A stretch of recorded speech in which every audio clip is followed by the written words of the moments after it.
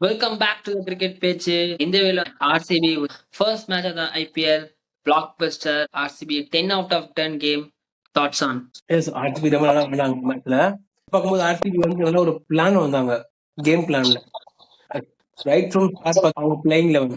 So playing தெரிஞ்சு அவங்களோட game plan வந்து ரொம்ப நல்லா இருந்துச்சு. ஸோ அது வந்து அவங்க கேம் பிளான் வந்து அவ்வளோ நல்லாவே இல்லை. பாத்தீங்கன்னா அவங்களோட டீம் கலெக்ஷன் கிடையாது. பேட்டிங் ஆர்டர்ஸ் ரொம்ப தப்பா இருக்கு. நிறைய மிஸ்டேக்ஸ் கிரிக்கெட்ல வந்து யார் நிறைய மிஸ்டேக்ஸ் பண்றாங்களோ அவங்க வந்து லூசிங் சைட்ல போடுவாங்க. They deserve to lose. Jacob டெவி பாத்தீங்கன்னா அவர் எல்லாருமே என்ன சொன்னாங்க, இந்த பவுலர் வந்து சூட் ஆக மாட்டாங்க. இது T20 சீரீஸ்லயும் வேர்ல்டு கப்லயும் அவர் தேர்ட் ஃபோர்த் ஓவர் போட்டிருந்தாரு. பயங்கரமா அடிப்பாங்க இஷான் கிஷன் கிட்ட, அபிஷேக். பட் அந்த பவுலர் இன்னைக்கு மேட்ச்ல அந்த ரெண்டு only reason for you can start the opening the bowling. So அதான் டிஃபரன்ஸ். வந்து ஃபர்ஸ்ட் போட்டு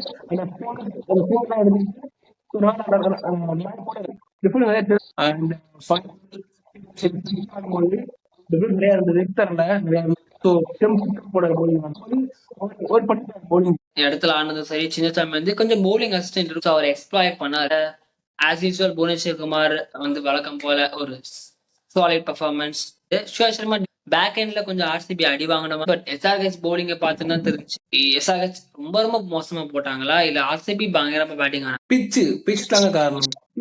போக வந்து பவுலர்ஸ் வந்து ஆனா எஸ்ஆர்ஹெச் பவுலர்ஸ் வந்து ரொம்ப மோசமாவே போடும், பிலோ ஆவரேஜ். எஸ், அந்த 11ல வந்து நிறைய பேர் என்ன சொன்னா ஜேக்கப் பெத்தல் ஆடணும், ஒரு பவுலிங் ஸ்ட்ரென்தன் பண்ண எய்தர்வே கண்டிப்பா டஃபி அடிவாங்க தான் சொன்னாங்க. பட் அவங்க வந்து the gift on what last சீசனோட காம்பினேஷன் அந்த ரெண்டு பிளேயர் தான் இன்னைக்கு பெர்ஃபார்ம் பண்ணாங்க. எய்தர் பெத்தல் வந்திருந்தா தேவத படிக்கர் வெளியே போயிருப்பாரு, டஃபி இல்லைன்னா ஒரு இந்தியன் ஃபாஸ்ட் பால் ஆடி. அந்த ரெண்டு ஸ்பாட் தான் இன்னைக்கு வந்து நல்லா ரோல் பண்ணாங்க. அவங்க கிட்ட மைண்ட் மேப் இருக்கு, ரோட் மேப் எப்படி போய் ஒரு கப் அந்த டீம் இருக்கு. ஸோ அந்த டீமுக்கு வந்து அவங்க எடுத்த ஆக்ஷன்லயும் பாத்தீங்கன்னா வந்து லைக் டு லைக் வந்து படிக்கல ஒரு வெங்கடேஷ் ஐயர், ஒரு எஸ்எல் கிடையாது, ஒரு ஜேக்கப் டஃபி. அவரு ரொம்ப மோசமான தோல்வி வந்து காம்பினேஷன் மாற்ற சான்சஸ் இருக்கு. அது வரைக்கும் காம்பினேஷன் பண்ணிருந்தாங்க. ஸோ எனக்கு வந்து ஜேக்கப் எஸ், ரெண்டு பிளேயர் வேற எந்த டீம்ல இருந்தாலும் இஸ் ஸ்டார்டர். பட் ஆர்சிபில வந்து அந்த ஒரு லக்ஸுரி தே கேன் டிராப் இன்.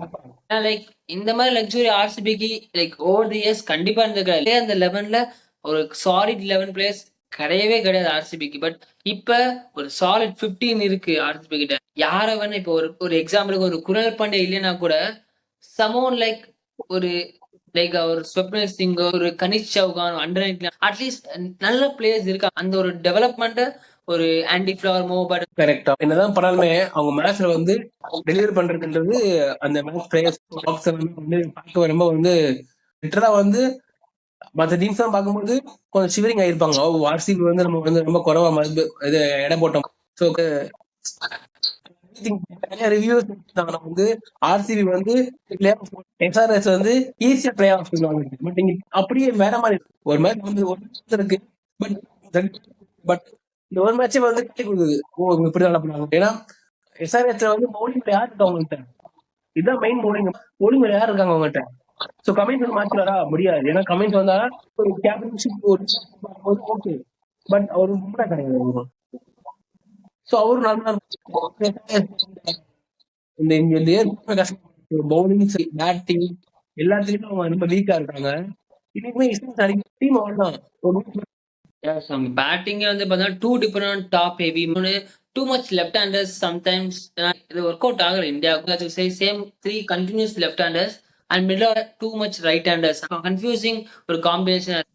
அவங்க பேட்டிங் ட்ராக்கு ஏற்ற மாதிரி பவுலிங் அட்டாக் இல்ல. ஃபார் எக்ஸாம்பிள் வந்து பேட்டிங் வந்து பாத்தீங்கன்னா ஒரு ஃபிளாட் ட்ராக், பட் பவுலிங் வந்து பாத்தீங்கன்னா ஒரு ஸ்லோ பிச்சுக்கு ஒரு ஸ்லோவர் பவுலர். ஸோ ஒரு ரெண்டுமே வேற வேற மாதிரி, இது எதிரும் புதிருமா இருக்கு. இந்த மாதிரி ஒரு டீமை ஏன் ஏன்னா ஒரு கமின்ஸ் வந்து அவரோட ஃபர்ஸ்ட் இயர் கேப்டன்சில புவனேஸ்வர் நட்ராஜன் பிளாட் ட்ராக்ல போடக்கூடிய, அதனாலதான் அவங்க செமி ஃபைனல் வரைக்கும் போனாங்க. நீங்க வந்து அந்த ஒரு பேட்டிங்க்கு ஏத்த மாதிரி அதுக்கு ஏத்த மாதிரி வேற யார் கேப்டன் இருந்தாலுமே வந்து நம்ம கஷ்டப்படுறாங்க. இஷான் கிஷன் மேல பவுலிங் போறது வந்து ரொம்ப பூர் லென்த். எனக்கு தெரிஞ்சு பவுலிங் பிலோ ஆவரேஜ். ஏதாவது சேஞ்ச் பண்ணா தெரியாத பிளேயர்ஸ் யாராவது இந்த அட்டாக் கண்டிப்பா செட் ஆகாது ட்ராக். ஏன்னா எல்லாருமே ஹையஸ்ட் ஸ்பீடே 130 தான். ஒரு எக்ஸாம்பிள் அபிநந்தன் சிங் வந்து ஒரு டெபுட்டன். அவரே 140 கிளிக் பண்றாரு. அந்த டீம்ல ஹையஸ்டா கிளிக் பண்ண ஒரு foreign bowler 132, 133 is a worrying sign for Hyderabad. கண்டிப்பா ஆகலாம். பட் இந்த மேட்ச் பத்தி நம்ம நிறைய பேசியாச்சு.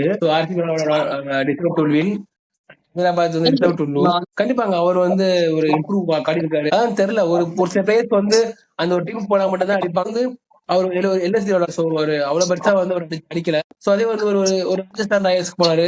ஸோ அங்கேயும் அவர் பெருசா சைன் பண்ணல. ஒரு இங்க வந்து பாத்தீங்கன்னா ஏதோ சம்திங் ஏதோ இருக்கு.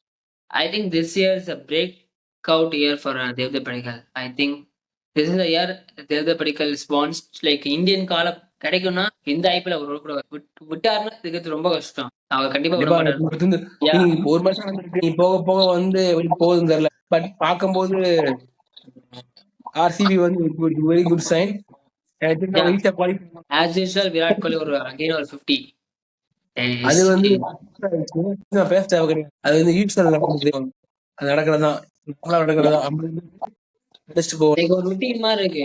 விராட் கோலி விளையாடுறாரு, விராட் கோலி 50 அடிக்கிறாரு, விராட் கோலி மேட்சை முடிச்சு கொடுக்காரு, அண்ட் திஸ் கண்டினியூஸ். அந்த ஒரு சைக்கிள்ன்றது கண்டினியூ ஆகிட்டு இருக்கு டில் நவ். கண்டிப்பா நம்ம போலாம் மும்பை விசஸ். ஓகே, இந்த வீடியோ வந்து நம்ம ஆர்சிபி நெக்ஸ்ட் மேட்ச் மும்பை, அந்த வீடியோ ப்ரிவியூ வந்து சீக்கிரம். ஸ்டே டியூன், பாய்.